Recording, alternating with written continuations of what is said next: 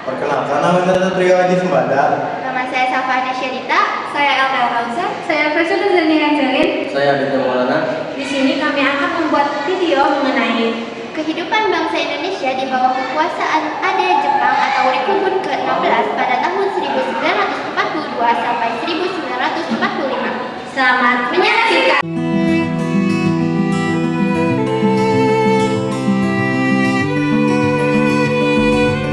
Pada awal kedatangan Jepang ke Indonesia, bangsa Jepang disambut cukup baik oleh sebagian bangsa Indonesia karena Jepang datang dengan membawa propaganda sebagai saudara tua yang ingin menyelamatkan bangsa Indonesia dari penjajahan bangsa Barat.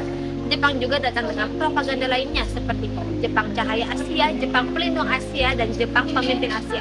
Jepang juga menjanjikan kesejahteraan bagi bangsa Indonesia dan akan membangun kerjasama antar Asia.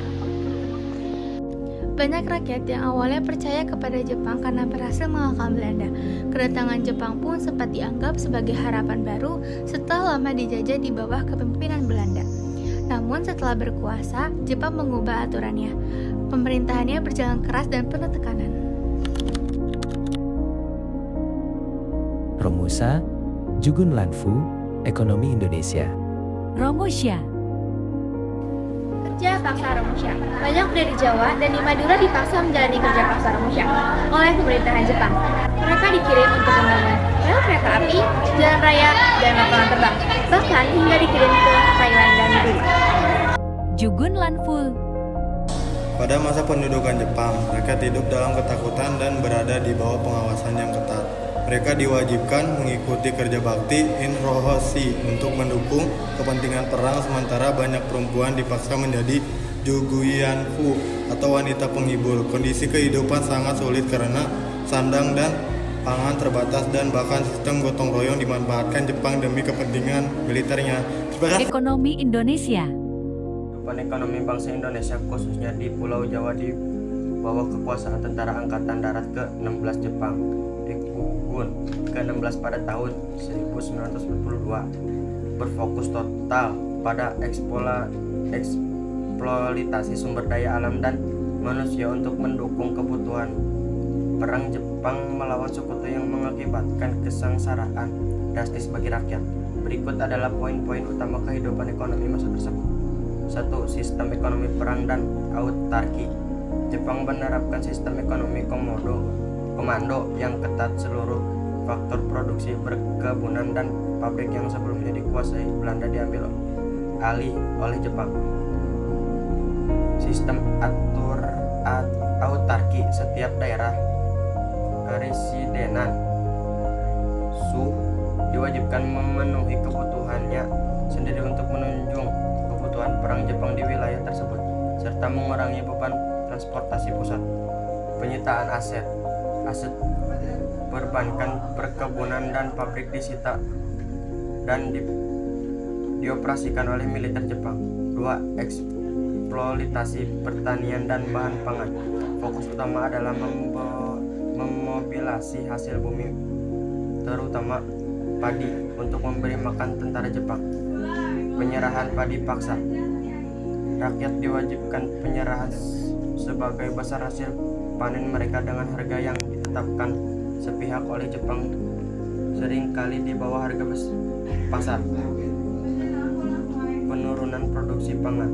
Meskipun ada pengawasan intensif, produksi pangan justru menurun karena petani kekurangan tenaga kerja. Diambil untuk Romusa, kurangnya pupuk dan pergerakan fokus tanaman. Kelaparan dan kemiskinan.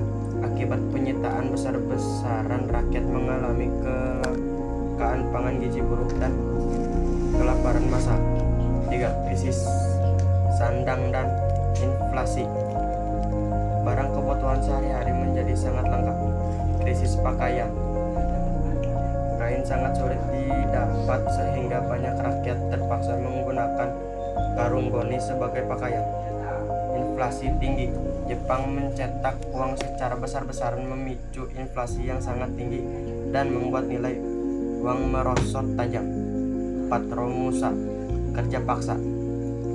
Jepang memobilisasi tenaga kerja manusia secara besar-besaran Romusa untuk membangun infrastruktur perang seperti lapangan terbang, kubu pertahanan, dan jalan raya. Hal ini mematikan kegiatan ekonomi perdesaan karena kehilangan tenaga produktif laki-laki. 5. Pengawasan ekonomi yang ketat. Rikukun ke-16 menerapkan sanksi berat bagi mereka yang tidak mematuhi peraturan ekonomi, perdagangan gelap, dan penyelundupan muncul sebagai mekanisme pertahanan hidup rakyat di tengah kelumpuhan ekonomi formal. Ringkasnya, kehidupan ekonomi era Rikukun ke-16 dicirikan oleh eksploitasi total, kelaparan, dan krisis ekonomi yang dalam, di mana seluruh potensi ekonomi Jawa diproses demi kepentingan perang Jepang. Kesimpulan. Jadi kesimpulannya, kehidupan bangsa Indonesia di bawah kekuasaan AD Jepang atau Rikukun ke-16 yang berpusat di Jawa dan Madura pada tahun 1942 sampai 1945 adalah masa yang bercorak ekonomi perang, namun juga mempercepat kesadaran nasionalisme untuk kemerdekaan. Meskipun terjadi sangat singkat, ini menjadi dampak yang sangat besar dan traumatis yang mendalam bagi bangsa Indonesia.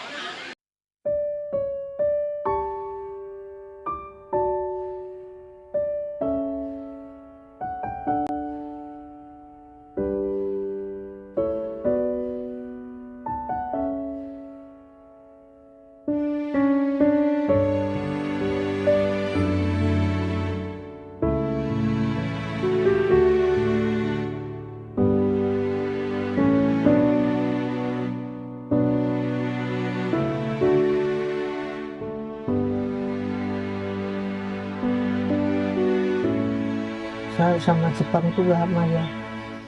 Gini aja baru 2 kali. Kami sih kecil nggak berani. Ya kalau nggak mati. Nah, kalau yang saya jalani ya cuman itu. Menyedihkan, menyerikkan. Sampai saya hancur jadi perempuan. Tidak suci lagi jadi perempuan saya itu. Sekian